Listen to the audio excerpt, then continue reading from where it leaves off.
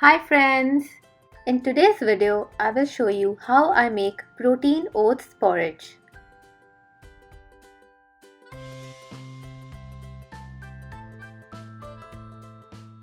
In a saucepan, add a scoop of oats and then add milk.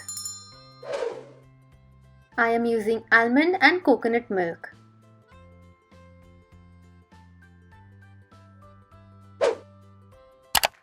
Then add a teaspoon of chia seeds and stir.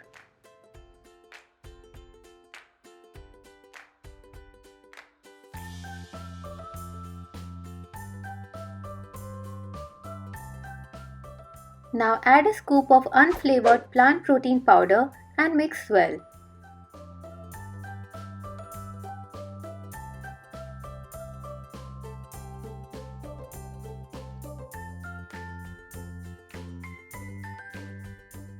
Now add some honey for some sweetness and vanilla essence.